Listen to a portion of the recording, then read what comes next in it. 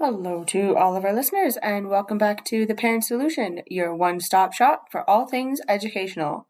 Today is episode 29.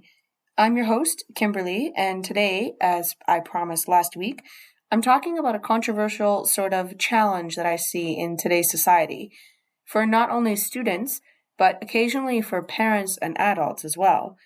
This is something that I've seen on the rise over the last decade or so in particular. The lack of literacy in our children, young people, and adults. Now, this is a huge topic for a variety of reasons, so this isn't going to be the only time that I talk about it, but for today, I wanted to focus in on why literacy itself is so important. For many, many years, literacy and mathematics has been the foundation of learning in the educational system.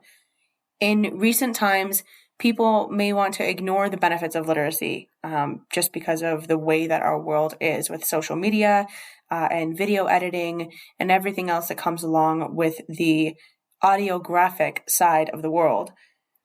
But I think that I need to bring our attention back to the basics. What is literacy?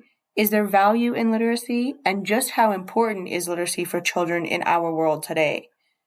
So first, just to define literacy, very simply, it is the ability to read and write, or a certain competence in a specific area. For our purposes today, we're going with the definition of the ability to read and write, or competence in the written communications area. So there's three things that I think are the most important functions of literacy and the benefits to literacy. The first one would be communication. Being able to read and write is absolutely crucial if you're going to understand and be understood in the written world. Children or young adults or fully grown adults who are illiterate lack the ability to properly express themselves through writing. And, this means that they're also robbed of the joys of and the challenges of connecting with somebody else's written expression. They can't, for example, enjoy a good story. There's no such things as sharing a written joke. You can't share a thought, or you can't share a need through writing. And no matter how much the fact may try to be glossed over by, like I said, video and visual technology, communication through reading and writing is always going to be necessary. I hear this one from my students a lot. YouTubers use scripts. Even vloggers have to read the comments from their followers, and they're expected to respond. Visual technology, as great and fantastic as it is, still relies heavily on the written word in order for shows, episodes, or segments to function smoothly. And, there's the concept of working within or with a team. Once you find yourself working with a team, the ability to read and write becomes absolutely necessary. You've got to deal with emails, with notes, with reminders. Even like a lot of cell phone functions require a certain degree of literacy. And I feel like what has actually happened is that as modern society has progressed in technology, this necessity of being able to comprehend words and language has grown. The second thing that I wanted to mention was functioning in modern society. And this kind of ties into the first one because communication is very important to be able to function in modern society. But just in general, to be able to function in modern society as an adult, there's a series of basic documents that are going to come your way, whether you want them or not. An adult who is illiterate can't read or write. This means that they can't sign contracts or other legal documents. If they do sign said documents, they have no idea as to what they're legally binding themselves to. That's a problem. They can't find loopholes. They can't debate the small print in the thousands of agreements that we as a general society are asked to sign by anyone and everyone. Cell phone companies, employers, employment opportunities, or lawyers. If you're illiterate, you can't ask for specific clarity to letters that you don't understand. And for an adult caught in this predicament, they are definitely going to find themselves being taken advantage of. In my personal experience, especially over the last year or so, I have run into quite a few adults who are, I don't want to say unintelligent because literacy and intelligence have nothing to do with each other, but I've run into a couple adults who are illiterate, and it's really put them at a disadvantage for the normal functioning world. So, as parents, as teachers, alternative educators, and caregivers to to children in particular, we want to make sure that they can put their best foot forward as they face the world and as they grow into adulthood. And in order to do that, we have to take that massive responsibility on of teaching children the value of literacy and teaching them literacy itself.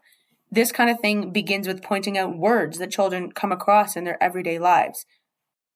That could mean reading road signs. It could mean reading menus at their favorite restaurant, the logo on the candy at the gas station, or the signs posted at the fruits and vegetables at the grocery store.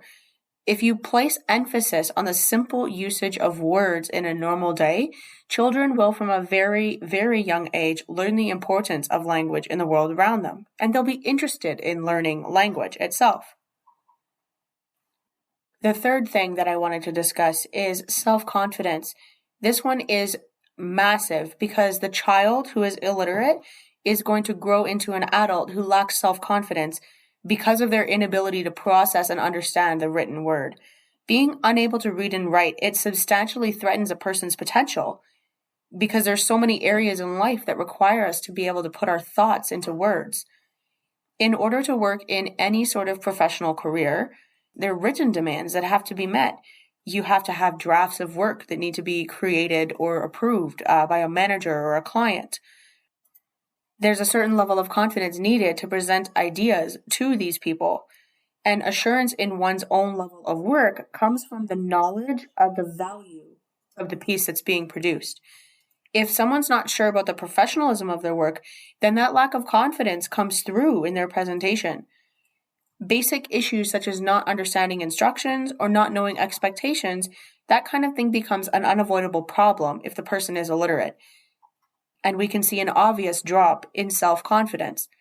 Again, not because literacy and intelligence are linked. They're not.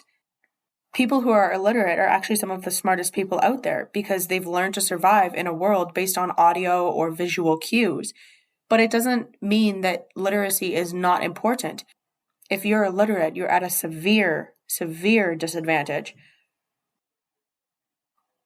Before landing, their dream career or starting their business or working in an office, whatever it is that is a dream for someone, regardless of the actual getting there and the actual end result, an adult is likely going to have to face many interviews or many documents or many something or other that is a written piece of work. And how are they going to do any of this? How are they going to apply for interviews? How are they going to fill out documents and applications without being able to write and express the reasons why they're a perfect fit for the position, or they deserve this grant, or they need to open their business, etc., etc.? Without literacy, there's a missing piece. Many adults who can't read or write are acutely aware of their lack of education. And like I just finished talking about, this can cause somebody to constantly second guess themselves. As a side note, there's also the dilemma of trying to find someone who's trustworthy enough to read documents for them. So all of these issues can be avoided when time and consistency is put into teaching children right from the get-go the value of literacy.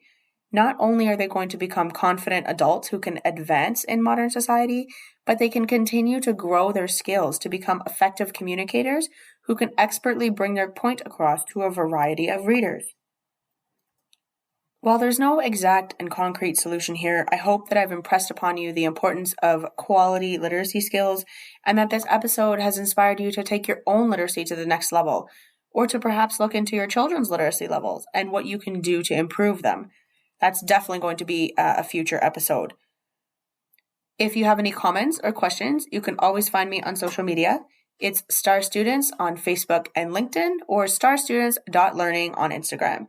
You can also reach out through email, which is all over social media channels. Thank you, as always, so much for listening, and I'll be back next week.